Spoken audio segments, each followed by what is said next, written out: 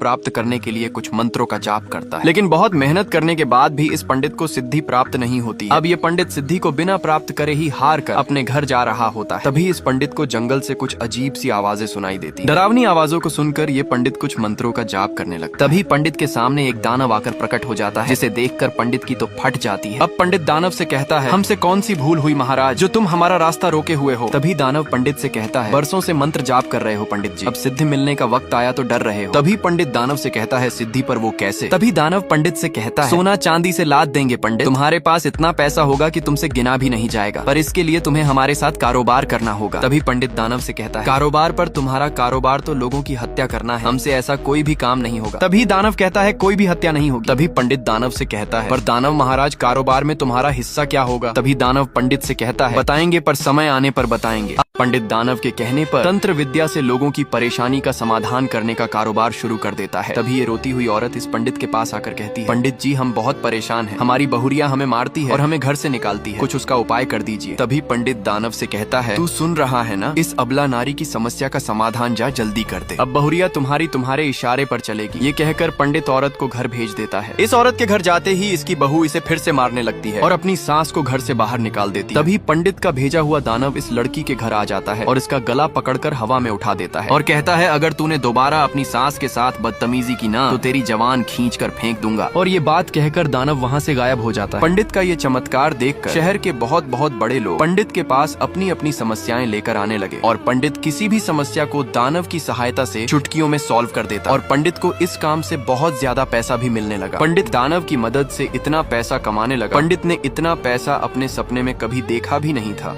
अब पंडित दानव की मदद से बहुत ज्यादा पैसा कमाने लगता है, लेकिन पंडित दानव से कहता है, कारोबार भी शुरू हो गया और पैसा भी कमने लगा, लेकिन दानव महाराज तुमने बताया नहीं तुम्हारा हिस्सा क्या होगा। तभी दानव पंडित से कहता है, बताएंगे जरूर बताएंगे। ये कहकर दानव वहाँ से गायब हो जाता है। अब अगले दिन पंडित घर जा रहा था, तभी एक साधु महाराज पंडित को रोक कर पूछते हैं, ये बता तू लोगों की समस्या का समाधान कैसे करता है। पंडित कहता है, आपसे मतलब। ये कहकर पंडित जाने लगता है। तभी साधु महाराज बोलते हैं, क्या कीमत मांगी है दानव ने कारोबार की। ये सुनकर पंडित चौंक जाता। साधु पंडित से कहता है, मेरी बात पर तुम्हें विश्वास नहीं हो रहा है ना, एक दिन वो कुछ ऐसा मांगेगा कि तुम दे नहीं पाओगे। साधु की बातों को पंडित इग्नोर करके घर आ जाता है। घर आकर पंडित अपनी पत्नी को पैसा देकर कहता है, तुम खाना लगाओ, हम हाथ धोकर आते हैं। खाना खाने के बाद पंडित सो जाता है। जब पंडित की आंख खुलती है तो पंडित देखता है कि दानव पंडित के घर में आ गया। पंडित दौड़कर दानव के पास जाता है और कहता है, तू क्या करने आया है यहाँ पर। तभी दानव पंडित से कहता है, तुमको अपनी कीमत बताने आया और कहता है, तुम्हारा बाप बहुत जी चुका, इसको इसके शरीर से मुक्त कर दूंगा और मेरा पेट भर जाएगा। ये कहकर दानव अपना पेट भरने के लिए पंडित के पिता की आत्मा को उसके शरीर से निकालने लगता है। जब पंडित की आंख खुलती है तो पंडित देखता है कि दानव पंडित के घर में आ गया। पंडित दौड़कर दानव के पास जाता है और कहता है, तू क्या